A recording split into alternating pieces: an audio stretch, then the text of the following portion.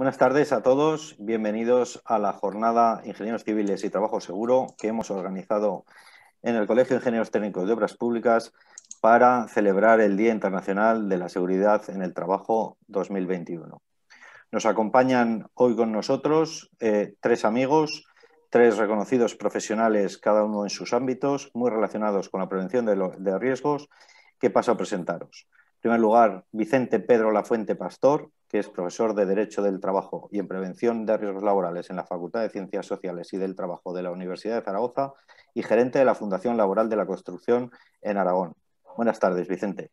Muy buenas tardes, Carlos, y el resto de asistentes, y complacido y muy agradecido de que hayáis contado conmigo para esta mesa redonda. Gracias. A continuación, Martín Horna Carmona es doctor ingeniero civil y director de la Escuela Universitaria Politécnica de la Almunia, el único centro en el que se imparte el grado en Ingeniería Civil en Aragón y donde los estudiantes reciben su formación inicial en materia de prevención de riesgos. Buenas tardes, Martín, bienvenido. Hola, Carlos, buenas tardes. Buenas tardes también al resto de contertulios y gracias por contar con la EUPLA para este evento. Y cierra el elenco de profesionales Luis López Mingorance, que es ingeniero técnico de obras públicas y técnico superior en prevención de riesgos laborales, con una amplia experiencia en labores de coordinación de seguridad y salud en obras de construcción y que además ostenta el cargo de secretario de la Junta de Gobierno Territorial del CITOP Aragón. Hola Luis, buenas tardes. Buenas tardes, Carlos. Buenas tardes a todos los que estáis presentes en esta reunión y os agradezco mucho vuestra presencia. Creo que vamos a sacar buen provecho de todo lo que comentemos. Un saludo a todos. Muy bien, Luis. Como hemos dicho, el 28 de abril de cada año se celebra el Día Mundial de la Seguridad y Salud en el Trabajo, un evento que nace como una campaña internacional anual de sensibilización para promover el trabajo seguro, saludable y decente. Desde 2003, la Organización Internacional del Trabajo la ha promovido haciendo hincapié en la prevención de riesgos laborales y enfermedades en el trabajo y aprovechando sus puntos fuertes tradicionales de diálogo social. El objetivo principal de esta campaña es centrar la atención internacional en la magnitud del problema y cómo se crea y promueve la cultura de la seguridad y salud que puede ayudar a reducir el número de muertes y lesiones relacionadas con el trabajo. El 28 de abril es también el Día Internacional en memoria de los trabajadores fallecidos y heridos, organizado en todo el mundo por el movimiento sindical desde 1996. El Colegio de Ingenieros Técnicos de Obras Públicas apuesta de forma clara e inequívoca por la prevención de las obras de construcción. Por ello, y con motivo de la celebración del Día Internacional de la Seguridad en el Trabajo 2021, queremos reforzar nuestro compromiso con la seguridad y la salud de todos los trabajadores y entendemos que no hay posibilidad de que se afiance la seguridad en la construcción si no se incide de forma creciente y decidida en los tres puntos que vamos a tocar hoy aquí. El primero, fomentar la actitud preventiva, la motivación y la concienciación por la seguridad. El segundo, la formación en prevención y prácticas de trabajo seguras. Y el tercero, la planificación de la prevención en obra. Así pues, vamos a hablar del primer punto, fomentar la actitud preventiva, la motivación y la concienciación por la seguridad. Consideramos que el éxito en prevención de riesgos laborales radica en que exista una verdadera actitud preventiva, de anticiparse a los hechos y analizarlos desde el punto de vista de la seguridad, concluyendo a partir de ahí las medidas y medios que se deben de aplicar. Pero esta actitud preventiva solo es posible si existe en el empresario y en el trabajador una verdadera motivación y concienciación por la seguridad. Cumplir con una norma de seguridad por el mero hecho de cumplir con una obligación no es el camino. De hecho, ¿cuántas normas en todos los ámbitos son pasadas por alto o no son cumplidas en la medida exigida cuando se estima que no hay vigilancia al respecto, cuando pensamos que no nos están mirando? Si no nos identificamos con las normas, si no reconocemos su utilidad, tarde o temprano estas normas caerán completamente en desuso. Y es, por tanto, imprescindible no solo formar e informar al trabajador, sino también fomentar su motivación y concienciación por la seguridad. La motivación y la concienciación depende de la capacidad de quien instruye y del aprovechamiento que haga este de los múltiples ejemplos que existen de los errores humanos y de sus consecuencias. Alrededor de este tema, yo les haría a nuestros contertulios de hoy una serie de preguntas. La primera, por ejemplo, ¿están realmente concienciadas las empresas y los trabajos con la seguridad? ¿Qué te parece, Vicente? ¿Están realmente concienciadas las empresas y los trabajadores con la seguridad?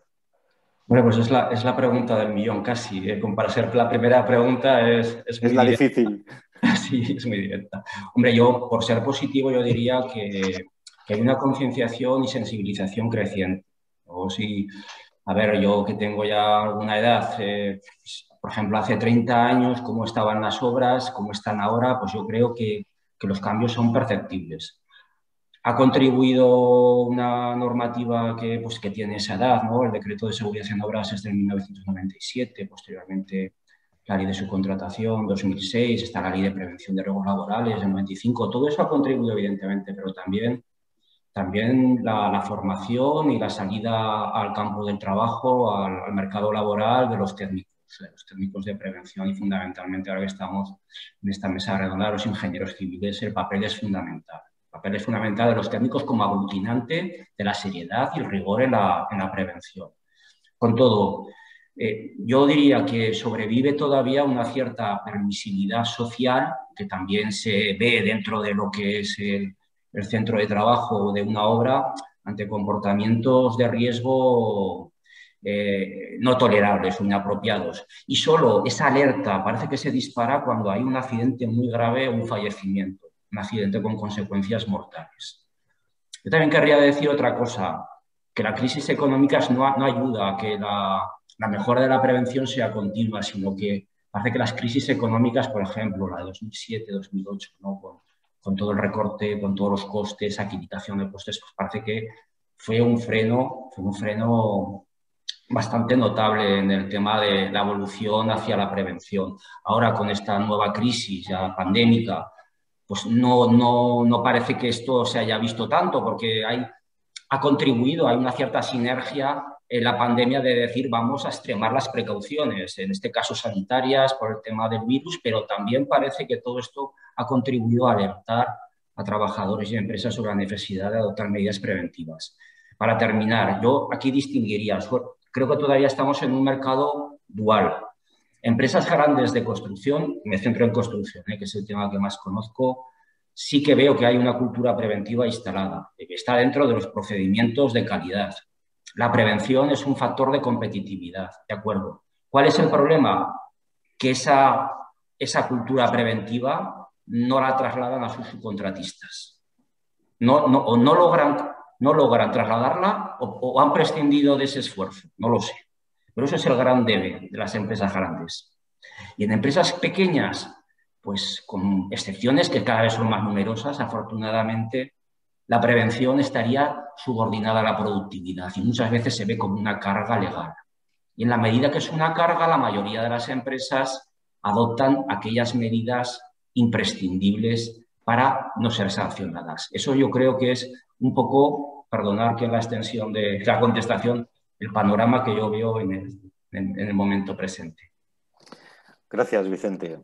Muy ilustrativo, desde luego. O sea, está claro que hay una diferencia muy grande entre las empresas grandes y las empresas pequeñas entre la concepción que tienen de la prevención de riesgos. Martín, ¿crees que existe una actitud preventiva positiva y proactiva en nuestro mundo empresarial? Viene un poco al hilo de lo que nos ha contado Vicente hace un momento. A ver, yo creo que aquí la normativa jugó un papel muy importante a ser proactivos. Al final, no quedó otra. Quedó. Es decir, es que realmente basamos todo en un mercado laboral y en un mercado económico. Es decir, queramos o no queramos, hay un tema de productividad, pues yo comparto totalmente con Vicente lo que ha expresado. Y también una cosa muy importante, en función de cuándo son los tiempos de la obra, las prisas, también cambia lo que es la actividad preventiva de las empresas, grandes y pequeñas, ¿vale? Es decir, yo he visto y he trabajado en empresas donde, bueno, pues cuando los plazos pues no corrían prisa, pues todo se llegaba muy bien, y cuando los plazos ya corrían prisa, pues entonces ya las medidas preventivas pues ya se obviaban de alguna forma, podríamos decirlo, ¿no? Entonces, yo creo que la normativa aquí sí que sirvió para ser activo también, porque al final a las empresas una persona de baja le cuesta también mucho dinero, y estas son las cosas que también, pues en su momento la Seguridad Social y los que legislaron tuvieron en cuenta, ¿no? Es decir, al final esto a la gente de baja costaba muchísimo dinero y por lo tanto también había que pensar en ello.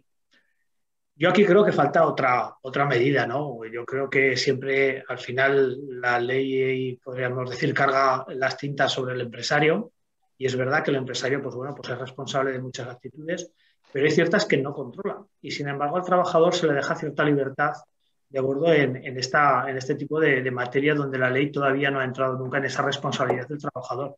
Y yo creo que sí que tendríamos que evolucionar. Porque si al trabajador se le hiciese también partícipe de esa responsabilidad o copartícipe, sí que creo que ganaríamos bastante más. Porque, bueno, pues muchos trabajadores, bueno, pues parece que la seguridad la siguen cuando realmente están viendo que están siendo observados, lo que hablábamos a lo mejor de esa empresa en pequeña, ¿no? O el autónomo, ¿no? Con las medidas que tiene que cumplir. Entonces, yo creo que bueno, que sí que hay proactividad, creo que la gente sí que se ha dado cuenta. Incluso hay otra cosa muy importante, ¿vale? Lo que comentaba Vicente, años atrás, podríamos hablar de cómo funcionaban los encofradores, ¿no? Mi padre era encofrador y me hablaba, ¿no? De que iba por las vigas, por las jácenas de pie, ¿no? Sin nada. Hoy en día nadie hay un edificio sin un encofrado continuo, ¿no? Cosas que se han visto que antes pues a nivel también ha cambiado mucho la mano de obra con el material, los precios, los costes, ¿no? Y esas son cosas también que han hecho que haya gente, pues bueno, pues que haya evolucionado.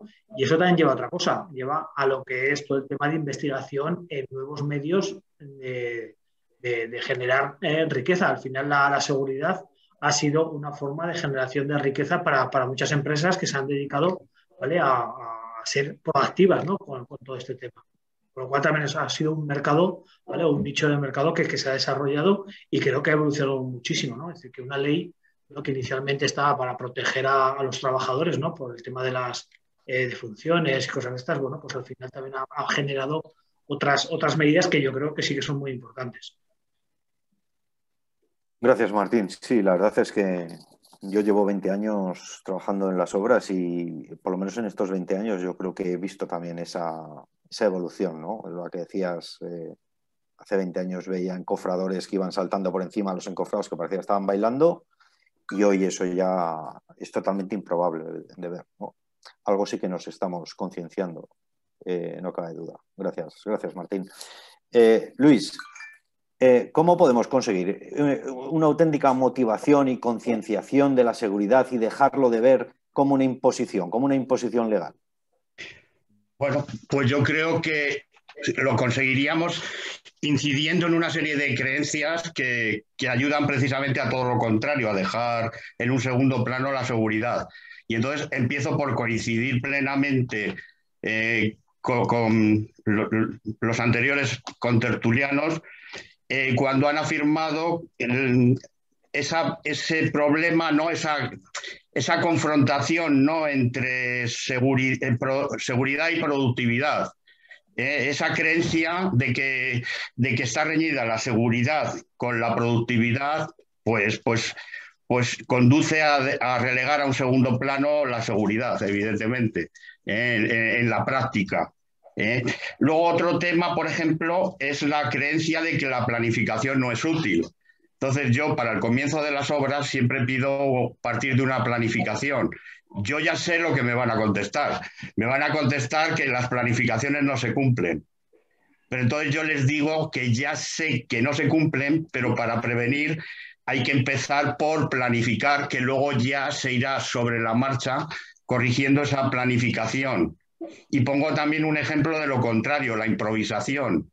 No hay mejor aliado de que se produzca un incidente o un accidente que la improvisación. Por lo tanto, tenemos que estar continuamente planificando y tenemos que partir de una planificación que ya somos conscientes, ya sabemos que progresivamente pues, se irá corrigiendo, modificando, adaptando, ¿no? a las circunstancias. Vale, otra creencia que contribuye a dejar en un segundo plano la seguridad, pues sería la idea de que lo importante o lo urgente está por encima de todo. Y no, o sea, hay que combatir esta idea y decir que nada puede quedar por delante de la seguridad. Es decir, que por muy importante que se estime algo, por muy urgente que se estime algo, no se puede emprender sin previamente habernos parado a razonar sobre las cuestiones de seguridad, ¿no? que entrañan este trabajo. Y ejemplos habría muchos. Por ejemplo, la creencia esto ya me refiero a los trabajadores, ¿no? La creencia de que tienen dominado un determinado trabajo, el exceso de confianza. Pues bueno, habría que incidir en que no se debe en ningún momento bajar la guardia. En el momento en que bajas la guardia, pues en fin, somos carne de cañón para que tengamos un accidente. Eso, bueno, pues yo creo que incidiendo sobre esas creencias que relegan a un segundo plano la seguridad, incidiendo, pero en sentido contrario, ¿no? Pues podríamos de alguna manera motivar más y dar más protagonismo a la seguridad. En fin, luego se me ocurren recursos, lo has comentado antes. Vamos a ver, a la hora de intentar motivar, de intentar concienciar, está por una parte la habilidad del formador, pero por otra parte está también una herramienta muy importante, y es saber aprovechar las experiencias, saber aprovechar los fallos y sobre todo las experiencias negativas. De las experiencias negativas se saca muchísimo partido. Yo creo que es de donde más partido se saca, es aquel dicho de que de los errores se aprende. Entonces, si el formador utiliza esta herramienta de poner ejemplos sobre accidentes, sobre incidentes, analizarlos al máximo de cuáles han sido las causas que los han generado, qué medidas se deben adoptar en lo sucesivo, pues todo eso contribuirá mucho a motivar a las personas, a hacerles pensar sobre lo que ha sucedido mal, lo que ha tenido malas consecuencias. De hecho, bueno, me consta, ¿no?, que las empresas constructoras tienen aparte de que están obligadas por ley a investigar cualquier accidente o incidente, pues luego tienen una cosa que se guardan ellos, que es la lección, lo que llaman lección aprendida. En la cual además se deja un poco en el anonimato, pues dónde se ha producido el accidente, quiénes han sido, pero se analiza a fondo el accidente y bueno, el nombre lo dice, lección aprendida. Se extraen una serie de conclusiones. Manejar esto como herramienta para motivar a las personas, yo creo que puede ser útil. En fin, eso es lo que os puedo decir. Luis, al respecto, sí. Gracias.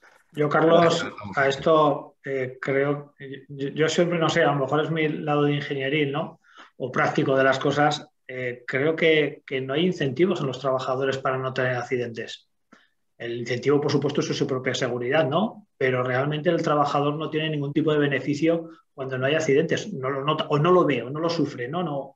Entonces, como no lo ve, pues a lo mejor practicarlo o no practicarlo, él inicialmente lo que piensa es que va a tener una pérdida de tiempo, ¿no? Es decir, y en productividad puede ser grande, pero es algo tan sencillo, y no porque no lo sepan, no estén informados. Es decir, ¿cuánta gente en la obra, cuántos ferrallistas, por no ir a 2 metros a coger las gafas, han cortado con la radial el hierro en la ferralla?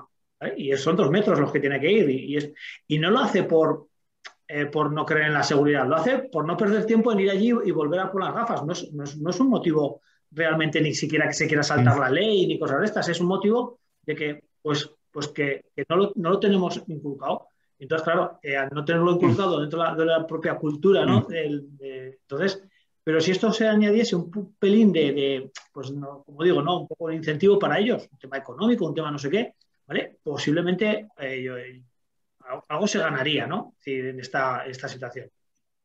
Estoy muy de acuerdo, porque además en ese sentido yo creo que hay una diferencia importante, siempre la ha habido, entre lo que es la prevención de riesgos en la construcción, en las obras, y la prevención de riesgos, por ejemplo, en el mundo industrial. Las industrias que fueron siempre las pioneras y han sido las pioneras en llevar la prevención de riesgos a unos niveles de cultura preventiva muy altos, ¿no?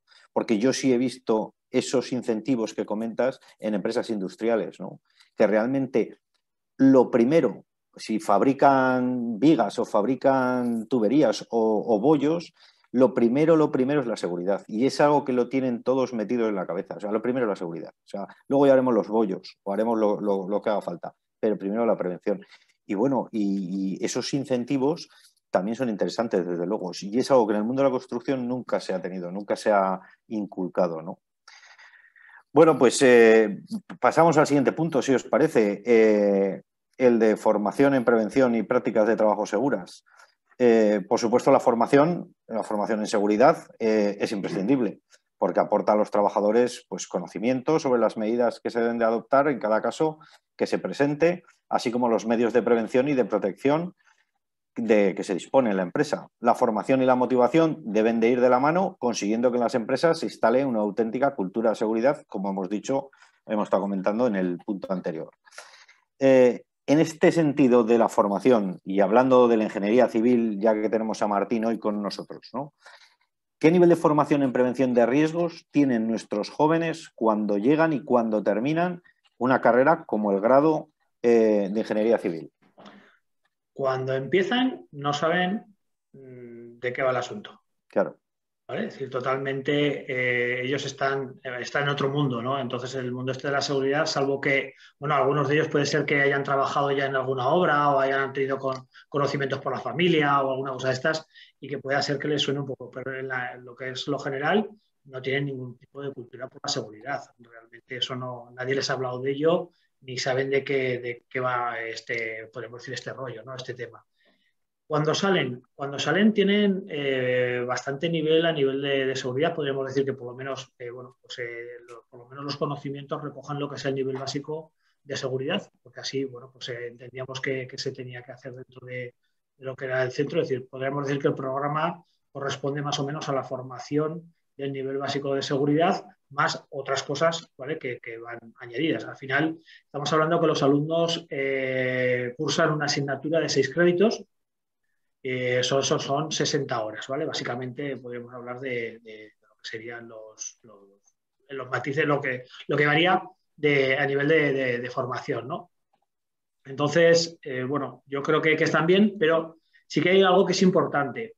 Claro, los alumnos poco a poco van recibiendo la formación, pero hay algo que no tienen y es algo de que se llama experiencia en la obra. Es decir, un alumno cuando acaba de terminar le han podido dar formación de seguridad, pero no tiene la conciencia de lo que es una obra. Es decir, eso es algo que cuesta. También hay alumnos que realizan prácticas, pero la mayoría de ellos no suelen ser en obra, sino que normalmente suelen ser más en la oficina, ¿vale? Entonces, claro, un alumno también tiene que coger cierta experiencia en la obra para poder llevar esa seguridad o eso que ha estudiado y ver qué significa, porque muchas veces cuesta, ¿no? El llevar esa obra a las aulas, ¿no? Y ver, aunque les enseñan muchas fotografías, la persona que imparte pues tiene experiencia en temas de coordinación. Pero aquí yo siempre he dicho una cosa que creo que es importante a nivel de formación y que esto yo creo que la legislación no lo ha solucionado. Y es la siguiente. Es decir, primero hablamos de desde cuándo tienen los técnicos formación en seguridad. Los técnicos tienen formación en seguridad a nivel universitario, podríamos decir, ¿vale? El que después podrá ser el coordinador de seguridad y salud en la obra, en fase proyecto, en fase de ejecución. Teóricamente, la persona con mayor responsabilidad de seguridad en una obra y pues ha habido muchos compañeros que no tenían nada de formación en seguridad ejerciendo con esta figura.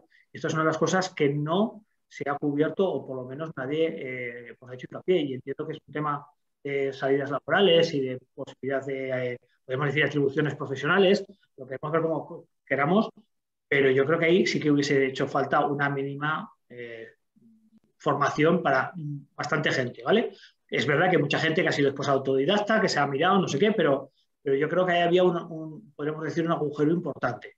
A partir de, podríamos decir, del 2010, que es cuando se cambian los planes de estudios, cuando empieza a haber formación, ya pasamos ya de lo que serían las ingenierías técnicas a lo que son los grados, a partir de ahí se incorporan asignaturas de seguridad, como he comentado, normalmente es una asignatura. Y aquí lo curioso o lo que resulta muy curioso es que realmente la máxima figura de prevención en una obra resulta que cuando sale no puede ser un recurso preventivo. Entonces aquí hay algo muy incoherente. Es decir, tendríamos que ser coherentes con este tipo de formación. O a ese señor no le podemos dejar cuando salga que sea coordinador de seguridad y salud, y eso iría contra todo lo que vayamos de la profesión, ¿vale? O a este señor, de acuerdo, le tendremos que permitir también los otros papeles. Aquí está claro. Es decir, esto es una de las cosas que yo creo que sí que son importantes, ¿no? Es decir, a nivel, es decir, tenemos que ser coherentes con la posición que ocupa cada una de las figuras dentro de lo que tiene que hacer y lo que puede hacer. Y si se necesita una determinada formación, pues nadie ha dicho que haya, es decir, todo el mundo que está en las obras y que lleva coordinaciones de seguridad, seguro que ha hecho alguna formación de coordinador de seguridad y salud. Pero en ningún sitio pone que esa formación sea obligatoria. Al final te lo da un título, ¿vale? Y yo creo que en esto es sumamente importante el tener esta idea, ¿vale? Después podríamos hablar también de la formación de la gente de a pie de la obra, ¿no? Es decir, porque yo he formado a gente y a profesionales cuando digo albañiles, electricistas, etcétera, ¿vale? Y la sensación que tiene esa gente es que otra vez me van a contar lo mismo. Y esto es algo que creo que también, pues bueno, a lo mejor no se han hecho del todo bien las cosas. Y hay que ser un poquito críticos también con la gente que formamos, ¿no?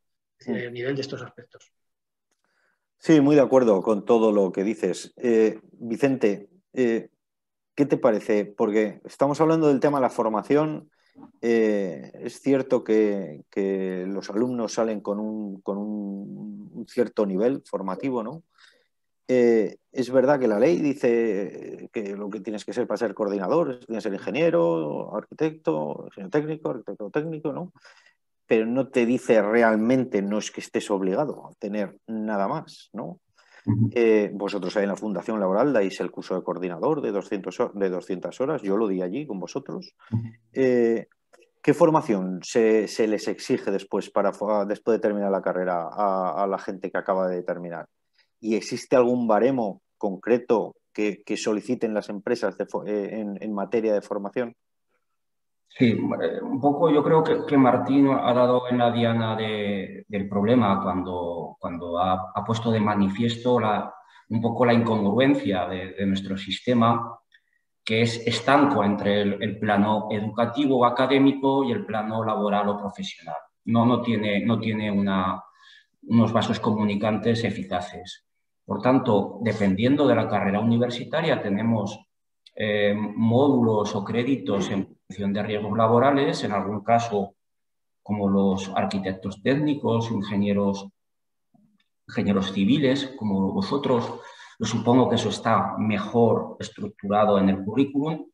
En otras carreras técnicas que también pueden ser coordinador, por lo que yo sé, está menos todavía estructurado. Por ejemplo, arquitectura superior, creo.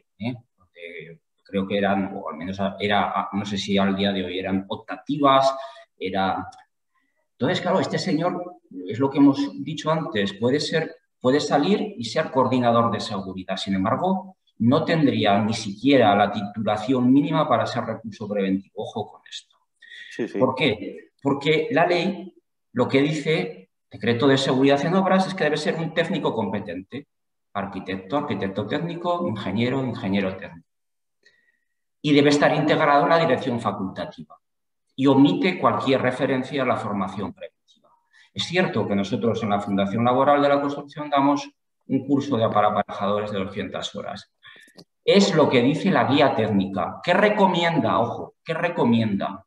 Pero esto es una barbaridad.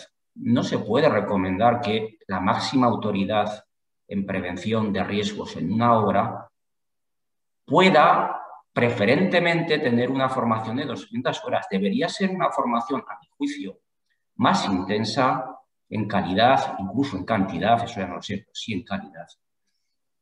Y ser estrictamente obligatoria. Yo he postulado en algunos foros, evidentemente sin ningún éxito, pero que el coordinador de seguridad y salud debería ser un módulo específico en el máster de prevención. Claro, es que el coordinador de seguridad está al margen de los de los niveles que establece el Reglamento de Servicio de Prevención, de nivel básico, intermedio y superior, que ya están bastante estructurados. El nivel básico todos sabemos a lo que da lugar.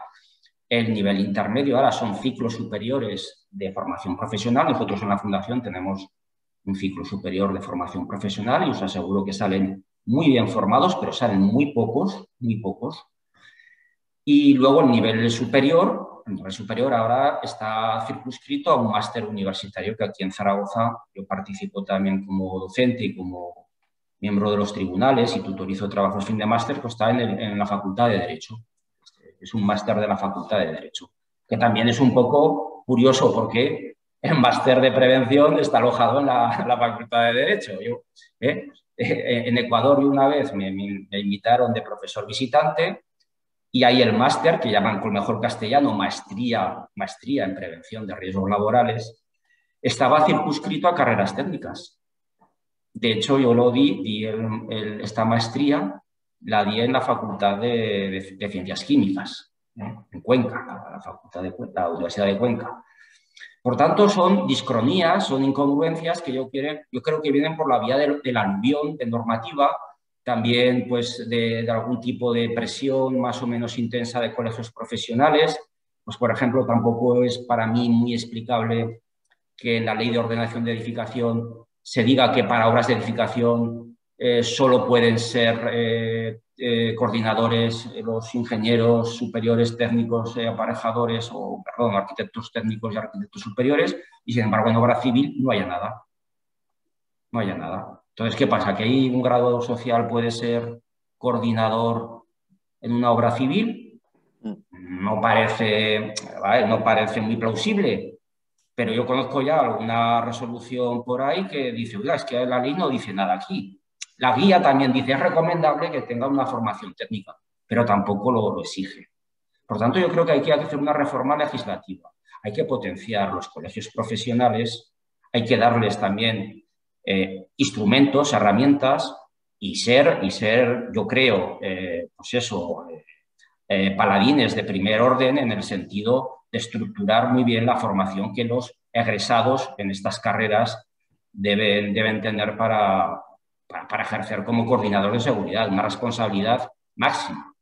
Solo tenemos que ver las resoluciones judiciales en tema de responsabilidades penales, como muy frecuentemente el coordinador de seguridad baila siempre como imputado y algunas veces, afortunadamente las menos, como condenado por temas de accidentes laborales. Con lo cual, que un chico o una chica, por muy técnico, por muy competencia técnica que tenga, pueda ser coordinador de seguridad sin una formación preventiva, a mí me da escalofríos. Y desde luego yo creo que debería incluirse en el máster de prevención. Ahí está la seguridad en el trabajo, la ingeniería industrial, la ergonomía, la psicosociología de agua aplicada. ¿Por qué no poner un módulo específico, coordinación en obras de construcción, y reservarlo a carreras técnicas? A mí eso me parecería correcto, al menos determinados módulos de esa coordinación. Tiene que ser alguien que entienda los procedimientos de trabajo en una obra. Yo entiendo que eso es bastante. Al hilo que dice Vicente, sería muy sencillo. Es decir, yo no concibo sin las dos patas, ¿vale? La parte técnica y la parte de seguridad, la parte de formación de seguridad. Es decir, creo que tienen que ir acompañadas, pero tampoco me vale solamente la formación en seguridad y no tener la formación técnica, ¿vale? Es decir, tienen que estar las dos patas, que son, de acuerdo. Son las dos partes importantes. Es verdad que a lo mejor en edificación hay más legislación que a lo mejor en obra civil, ¿vale? A nivel de quién tiene que hacer qué, pero yo creo que tienen que estar las dos patas. La parte técnica es muy importante porque es el que sabe cómo se desarrolla y cómo se sujetan las cosas y cuánto aguantan, podríamos decirlo de esa forma, y después la parte de seguridad, ¿vale? Y ahora sería muy fácil hacerlo. Es decir, al final es hacer a los técnicos que quieran dirigirse al tema de las obras que hagan el máster de seguridad. Estaría muy claro. Es decir, y es un año de formación, ¿vale? Y si no hablamos de un año de formación como tal, como máster, que es lo que hacen los abogados, ¿no? Es decir, que quiere ejercer como abogado, tienes un máster de abogacía, ¿no? Pues aquí estaríamos hablando de algo muy parecido. ¿Vale? Es decir, aquel señor que va a hacer de coordinador de seguridad y salud, tienes la titulación técnica, que es lo que se te exige para entrar en ese máster, y a partir de ahí, ¿vale?, podrás trabajar como coordinador. Y con eso garantizaremos que por lo menos la cabeza de las obras tengan la formación, porque después las responsabilidades son muy altas.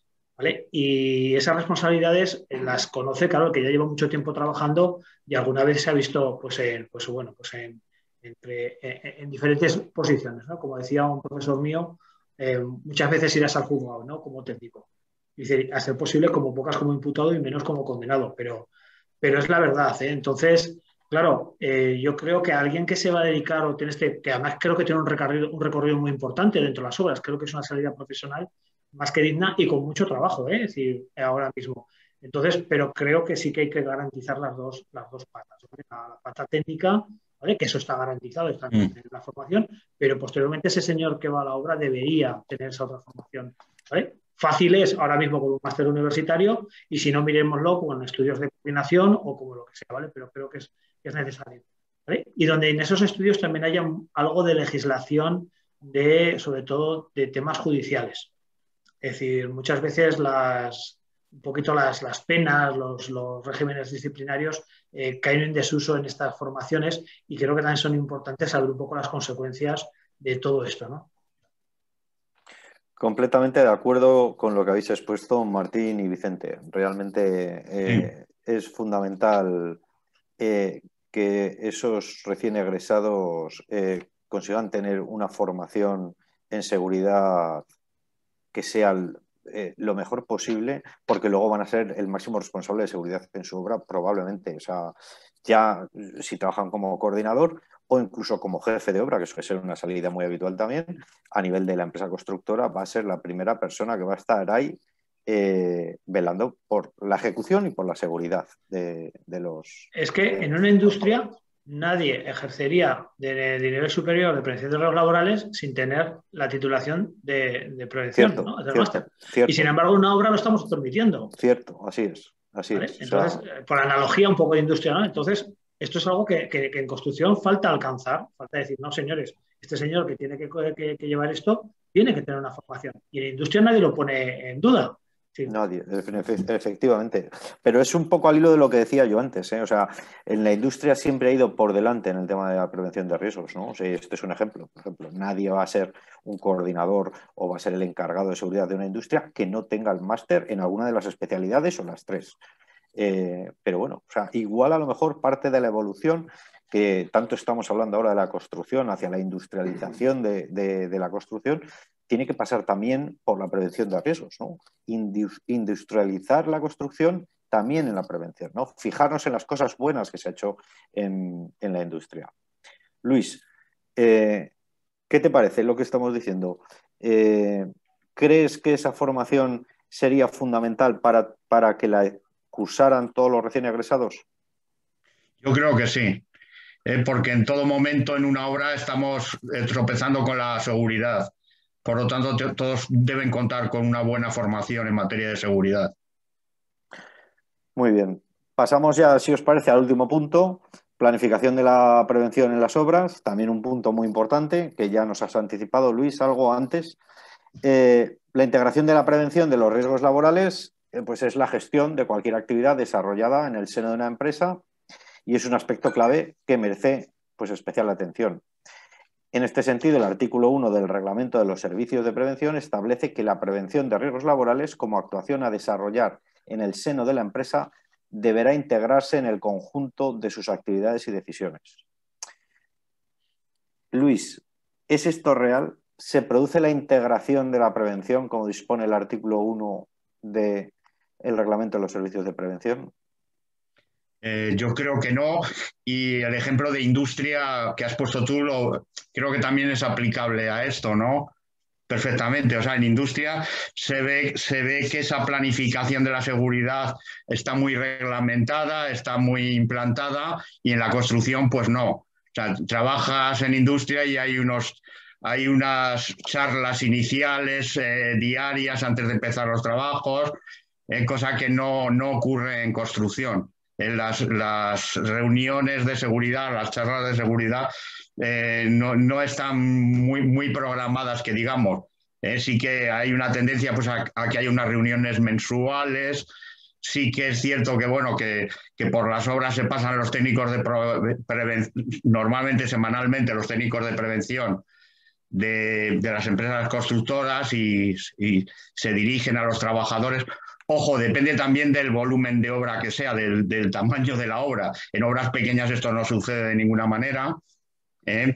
Entonces sí que se echa muy en falta que la formación, las charlas, la información sobre seguridad se echa muy en falta que sea esté en el día a día, para de esa manera pues concienciar más en materia de seguridad, que la seguridad esté más presente, que haya una actitud preventiva. Sí que se echa en falta, desde luego que sí. Y Vicente, ¿cómo podríamos ayudar a empresarios y trabajadores para mejorar esta integración? Pues mira, yo tengo una teoría aquí y es que hemos traspuesto en España mal la directiva marco. Es decir, la directiva marco lo que hace una apuesta por la integración de una apuesta, digamos, que es el mandamiento central, integrar la prevención en el proceso productivo y de gestión de la empresa. ¿Y cómo se hace eso? Pues apuesta porque recaiga esa organización preventiva en uno o varios trabajadores de la empresa. Me da igual a tiempo parcial, a tiempo completo, contratados, semicontratados, pero alguien de la empresa. Sin embargo, en España optamos por dar libertad al empresario para elegir el sistema de prevención. Entonces, tenemos un 96% de empresas que son micropymes en construcción. Estas micropymes de menos de 6 trabajadores, menos de 10, si quieres, evidentemente van a optar por el sistema más cómodo, por el sistema más económico, y eso es acudir a un sistema de prevención ajeno. Con todos los respetos que tengo por muchos sistemas de prevención ajenos, son buenas empresas preparadas, comprometidas, etcétera, no pueden abarcar todo lo que es la gestión preventiva de una empresa de construcción íntegramente. Entonces, ¿qué ocurre? El empresario de la construcción concibe la prevención como una gestoría. Yo tengo contratada la prevención con la mutua. Dicen con la mutua, ahora no son mutuas, ahora es el servicio de prevención ajeno, con el servicio de prevención ajeno. Y yo tengo el personal, que las nóminas me lo hace la gestoría, pues yo tengo la prevención que me lo hace el servicio de prevención. Y a mí no me expliques de planes de qué es un plan de seguridad, dónde hay que firmar el plan, hay que firmar el contratista, lo firmo. No me lo leo, evidentemente no me lo leo. Y ese es un problema grande. Nuestro modelo productivo no favorece la integración, pero es que la ley en España, la ley de prevención, debería modificarse, a mi entender, también lo he comentado eso, tampoco sin éxito, por supuesto, en el sentido de que a partir de determinado, yo no digo que las empresas pequeñas deban tener una persona a tiempo parcial o completo, o aunque fuera compatibilizando con trabajos productivos, pero a partir de un número de trabajadores sí, o sea, por ejemplo, a partir de 25 trabajadores, a partir de 30, a partir de 50, vamos a poner el número que queramos. Usted tiene que tener una persona que sea el pivote en la gestión preventiva de la empresa. Y esa persona le va a dar a usted cuenta de lo que se hace en esto y va a ser su interlocutor con un sistema ajeno que puede, evidentemente, va a complementar el sistema de gestión. Esto es, para mí, fundamental y por eso está fallando. Claro, por eso a lo mejor habría que cambiar el modelo productivo, ir a empresas más fuertes, más estructuradas, con más potencialidad. Y en segundo lugar, bueno, solo tenemos que ver lo que es el plan de seguridad en las obras. El plan de seguridad en las obras en muchas ocasiones falla como instrumento de cumplir y hacer cumplir la prevención. El plan de seguridad debería ser la ley en la obra, la ley de prevención en la obra. Y no lo es. Es un documento muchas veces muerto. Es un documento estrictamente elaborado porque la ley lo dice. Y en ese sentido, el plan de seguridad, no olvidemos que recoge lo que es la evaluación de riesgos y la planificación de los puestos de trabajo en una obra de construcción. ¿Qué planificación vamos a integrar si el plan de seguridad nace, se concibe y evoluciona como un documento muerto, que nadie lo utiliza, que nadie lo maneja? Voy a poner otro ejemplo, recurso preventivo, que no es exclusivo de la construcción, pero en construcción, por el tema de concurrencia de actividades empresariales y por el tema de riesgos especiales, Todas las obras necesitan la designación de un recurso preventivo. Con un nivel básico de prevención, usted es recurso preventivo.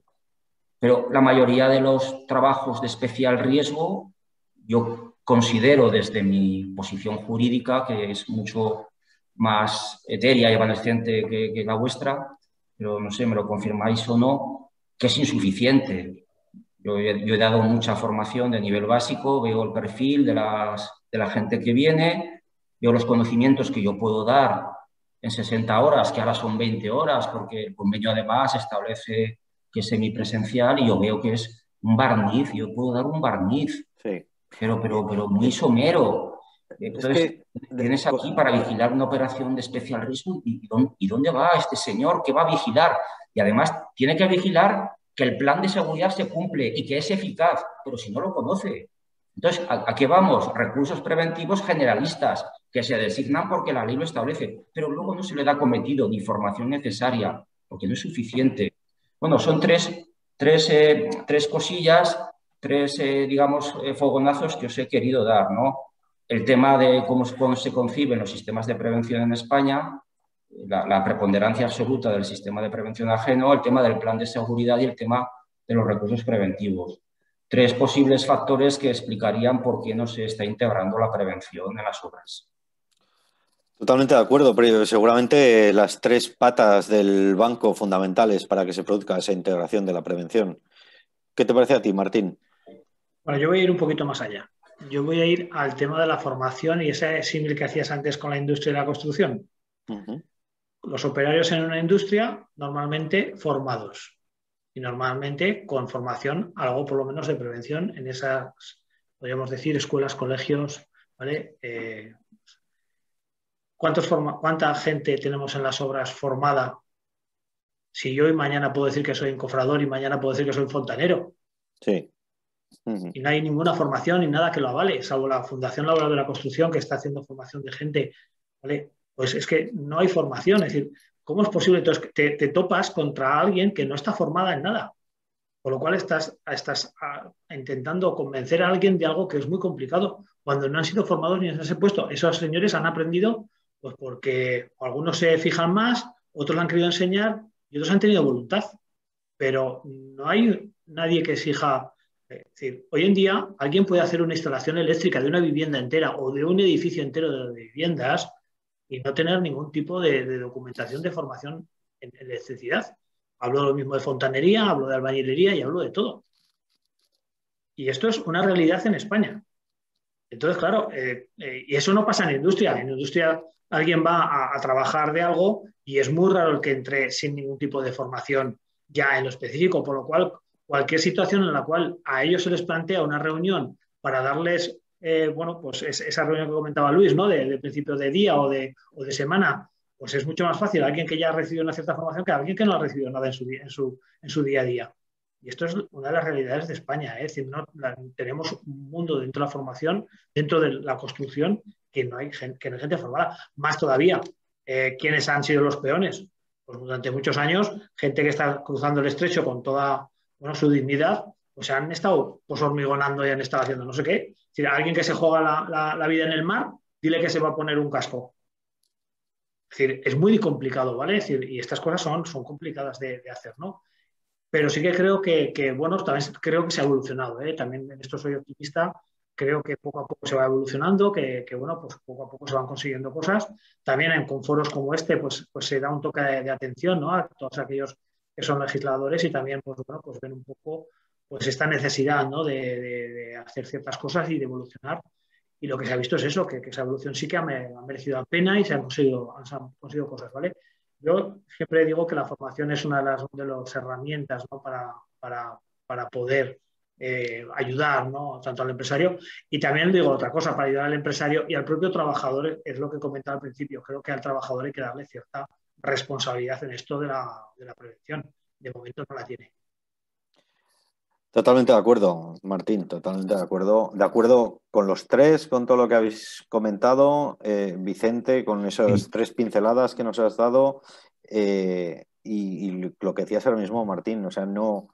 Muchas veces los trabajadores, el empresario también, pero muchas veces los trabajadores no tienen esa concienciación de lo que es de lo que es su propia seguridad, de lo que es su salud, de cuidar su salud, quizás por las condiciones que les ha tocado vivir, ¿no? A mí, sí. En fin, me ha tocado vivir situaciones en las obras durante todos mis años de profesión, algunas realmente que dices, ¿cómo es posible que hagáis esto? O sea, después de decíroslo 50 veces, de deciros y que no hagáis caso. Les voy a contar una anécdota que me pasó, un poco casi para terminar ya, en una obra, pues claro, yo estaba de jefe de obra y claro, siempre he llevado muy a rajatabla el tema de la prevención, es algo que siempre me ha importado muchísimo, ¿no? He formado, informado a los trabajadores, los he intentado concienciar y tal. Bueno, un día estamos haciendo una obra en un pueblo aquí cerca, una obra grande, y me llamó el inspector de trabajo, cosa extraña porque no te llaman nunca. Me llamó, no, Carlos, sí, es el responsable de esta obra, sí, que voy a ir para allá a ver cómo tienes la obra. Claro, te quedas así y dices, pues, mira que me llama. Claro, inmediatamente cogí, salí hacia la obra, llamé por teléfono al encargado y le dije, oye, mira, macho, que va el inspector, ya sé que la cosa está bien, pero tiene que estar, vamos, niquelada, ¿eh?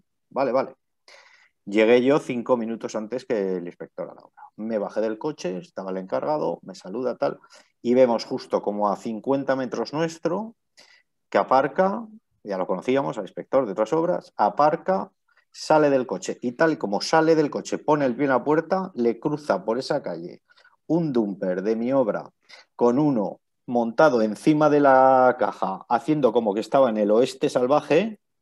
Me acerqué a donde el inspector y claro, me dijo, macho, que te he avisado, no fastidies. Claro, y es a lo que voy. O sea, no nos concienciamos, sí, podemos formar, podemos informar, pero si no nos concienciamos, claro, si veo eso, que te he avisado, que va el inspector, pues cuando no esté yo, ¿qué estamos haciendo aquí? ¿Sabes? Y falta ese grado de concienciación que decías, Martín, sobre la propia salud de uno mismo, de que no me puedo poner a montar encima de un dumper como si fuera un caballito de feria. Pero claro, eso. Y me costó una multa, lógicamente, ¿no? Bueno, en eso, Carlos, te podría yo, desde mi casa, he fotografiado a 2 trabajadores trabajando en una cubierta, subidos en la pala, en la cuchara de una pala, de un tractor, ¿eh? Es decir, que eso, sí. Por eso te digo que. Pero yo hoy creo que faltaría a lo mejor esa parte. Yo siempre creo, lo siento, porque en el tema económico soy muy importante. Creo que es muy importante, pero creo que es importante porque si a un autónomo le dijeran, pues pagas un 2%, un 5% menos si no tienes accidentes. O si, ¿me entiendes? Y lo mismo al trabajador. Es decir, esas cosillas, esas pequeñas cosillas que al final son 20 euros al mes, que no es mucho más dinero, es decir, que no es un coste importante, podríamos decir. Creo que llegaríamos a fomentar y a ganar, porque al final eso genera que no haya accidentes y por lo tanto que todo vaya mucho mejor, porque los accidentes generan unos gastos que son muy importantes, sanitarios, sí, por ejemplo. Sí. Eso no hay que obviarlo, que hay unos gastos por ahí que están generándose, ¿no? Tiene un coste social, claro. Y yo creo que sí que, pero con eso, con responsabilidad, ¿vale? El empresario sí, y la ley lo ha establecido y está claro que al final el empresario es el que tiene los medios para poder, ¿vale? Para ponerlos encima de la mesa, pero el trabajador creo que también hay que hacerlo partícipe de este mundo. Y yo creo que está. Sí. Sí, no, Luis. Sí, no, Luis. Perdona. No, si me permitís, yo normalmente empiezo mis reuniones con el lema de que la seguridad es cosa de todos.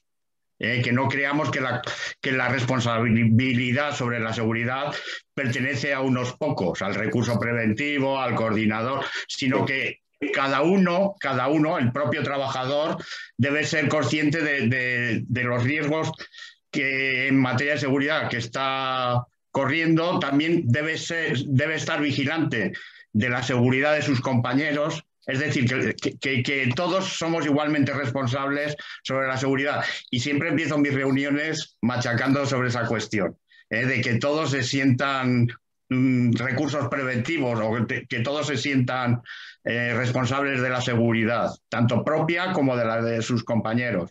Sí, Luis, pero después cuando viene un inspector y como le multan como a Carlos, al que va en el dumper no le quitan 50 euros de la nómina. No. Sino que es el empresario al que le quitan los 3.000 euros. Correcto, sí. Entonces, si yo no digo quitar los 3.000 euros al operario, ¿vale? Pero a lo mejor los 50 euros sí. Y a lo mejor al siguiente mes no lo hace. Eso es lo que digo. Es decir, que posiblemente habrá que establecer cuál es el criterio en que lo que gana uno y lo que gana otro, a lo mejor no lo sé, ¿vale? Pero creo que es que sí que tendría que haber una escala, ¿vale?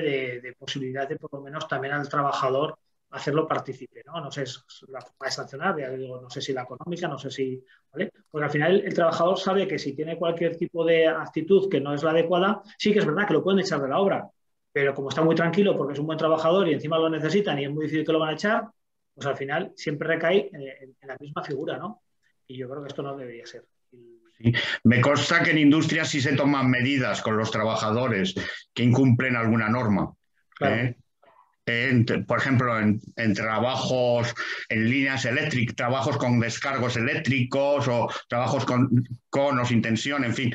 En instalaciones eléctricas sé que se toman buenas medidas, ¿no? al respecto, cuando se infringe alguna norma.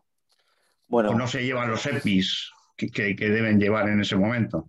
estimados amigos, ya vamos pasado de horas. La verdad es que te pones a hablar aquí tranquilamente y se te harían las 1000. Sí me gustaría pasarle a David la cuestión de si alguno de las personas que nos acompañan esta tarde quieren lanzar algún par de preguntas antes de ir cerrando la mesa. Y si se las podemos y sabemos contestar, y si no, pues tendrá que ser por otra vez. Eso es, gracias Carlos. Pues a los que quieran preguntar, que ya he visto que incluso Óscar ha levantado la mano, pues lo puede hacer por escrito a través del chat y yo la leeré, o puede activarse el micro y preguntar a quien sea y dirigirla. Así que si quieres preguntar. Hola Óscar. Buenas tardes, soy Óscar Sánchez, soy ingeniero civil. Llevo 20 años trabajando en muchas esferas de la profesión, pero nunca he sido jefe de obra, ¿vale? Lo apunto porque mi opinión puede ser sesgada en ese sentido. Hemos hablado, o habéis hablado, perdón, y agradezco este foro porque siempre ilustra, ¿no? Un tema que sí que es verdad que estamos evolucionando, pero yo siempre, igual que Luis dice que empieza sus reuniones con la seguridad es cosa de todos, yo siempre achaco a que esto es un problema cultural. Nosotros nos nutrimos de un grupo de trabajadores, en parte cualificados y en parte no cualificados, y se siguen viendo la ronda de chupitos a la hora del café, lo sigo viendo y lo hablo recientemente, se sigue viendo el brick de vino escondido en alguna caseta de obra, y eso es claramente contraproducente o incompatible con mantener unas normas estrictas de seguridad en una obra. Yo hablo de lo que conozco, creo que es un caso, puede ser bastante común en muchas de las obras. Pero no va por ahí mi comentario, porque yo lo que sí siempre me toca defender en los foros es que, dado que nunca he sido jefe de obra, también la seguridad y la prevención y la planificación parte de los proyectistas. Toda mi vida profesional, o gran parte de ella, la he desarrollado como proyectista y quiero poner énfasis también en eso. Sé que lo visible o lo importante o lo inmediato o lo directo es la obra, pero si tú cuando planificas una zanja de 1,5 metros la pones entibada, pues igual no es estrictamente necesario, pero si en la hora de ejecutar la obra puedes exigir la intibación, están mejorando o ganando puntos en seguridad que ya el proyectista lo ha contemplado. No solo la famosa partida de un porcentaje o un número en seguridad y salud, sino tener un poco de conciencia o de grado de desarrollo en la planificación de la obra en fase de proyecto. No en el plan, sino en el estudio, ¿vale? Pero si ya el estudio es bueno, el plan será mejor. Si el estudio es mediocre, pues el plan tendrá mucha más flexibilidad y podrá ajustarse, como bien decía Vicente, con un servicio generalista a un plan generalista. Pero si el estudio es más fino o más detallado, el plan, si el que lo supervisa el plan es profesional, que no lo dudo, tendrá más inconvenientes a la hora de generalizarlo, ¿vale? Entonces no es una pregunta, es una reflexión propia, que no tiene por qué hacerse extensiva a todos, pero creo que también conviene reflejar o reflexionar sobre la esfera del proyectista dentro del ámbito de seguridad y salud en las obras. Y gracias por este tipo de charlas. Sin más. Gracias, Óscar. No sé si queréis apuntar alguna cosa más. Yo si no te importa, Carlos, apuntaría una cosilla a Óscar. Sí, Martín. Pienso igualmente, ¿vale? Es decir, la industria ha demostrado otra vez eso, ¿vale? Es decir, Japón le dio un varapalo en tema de proyectos de automoción a Estados Unidos por trabajar bien con los proyectos, ¿vale? Por trabajar bien y hacerlos bien, que es donde realmente está la menotécnica y donde posteriormente se desarrollan bien. Pero eso aquí en España se pelea de momento con las bajas temerarias y donde hay alguien para hacer la obra más barata no intibará. Y en su plan lo pondrá o no lo pondrá, pero después no lo hará. Y ese es uno de los riesgos que tenemos. En edificación está relativamente recogido porque al final la dirección facultativa es responsable, haya hecho o no haya hecho el proyecto, por lo cual se hace responsable de todos los cambios que pueda haber, pero en civil yo no tengo tan claro que haya una normativa que haga responsable a la dirección de ejecución como tal, ¿vale? Es decir, o pasa en edificación, que sí que lo tengo muy claro por la ley, por la LOE, ¿vale? Entonces, yo lo que veo es esto, es decir, que muchas cosas que se han proyectado, después las sacamos al menudeo, ¿no? Y a partir de ahí las bajas, ¿no? Y como vamos con el tema económico, pues ya la hemos liado con el otro tema, ¿no? Y eso es un poco lo que sí que lo comparto, ¿eh? Que creo que sí que los proyectos que si alguien proyecta, como ha dicho Óscar muy bien, se puede garantizar de acuerdo pues una seguridad de los trabajadores si se piensa en ello. Yo creo que sí.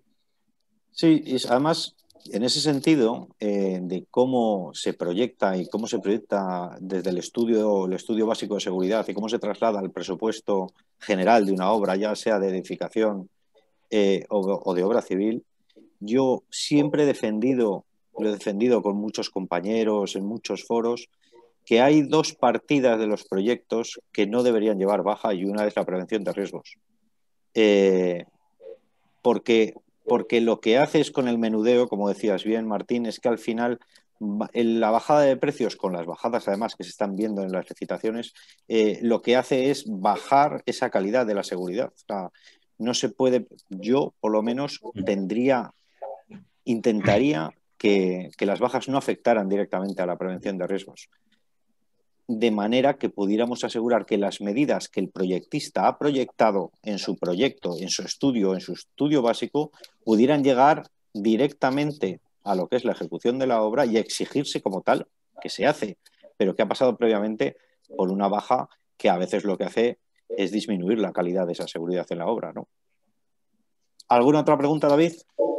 No, simplemente Roberto comenta eso, que está de acuerdo con lo que ha comentado Óscar y la importancia de la planificación integrada en todas las etapas de nuestros proyectos. Bueno, pues si no tenemos más preguntas, yo creo que llegamos hasta aquí con esta charla. Ha sido un placer contar con todos vosotros, los que estáis al otro lado de las pantallas y, por supuesto, con mis compañeros esta tarde, con Luis López Migorance, con Vicente Lafuente y con Martín Horna. Muchísimas gracias por seguir colaborando con el colegio. Sabéis que me tenéis para lo que queráis, y espero veros muy pronto en cualquier otra historia que organicemos nosotros o vosotros, ya lo sabéis. Perfecto. Muchas gracias, Carlos. Encantado de estar aquí. Se me ha pasado el tiempo volando y espero que el resto de contertulios les haya interesado tanto como me ha gustado a mí oíros, y también los asistentes que han podido intervenir como Óscar. Y nos emplazamos para otra ocasión que seguro que tendrá lugar pronto, y a ver si podemos hacerlo presencial y nos podemos ver las caras, interactuar más, porque también de esa interacción personal yo creo que también es más productiva y es más beneficiosa para todos. Ya lo creo que sí. Gracias, Vicente. Gracias. Gracias a todos por asistir. Nos vemos muy pronto. Seguir atentos a nuestras redes sociales y a la página web y a las noticias que publicamos de todos los eventos y cursos que estamos preparando. Gracias y hasta pronto. Buenas tardes. Gracias. Muchas gracias a todos. Gracias. Gracias.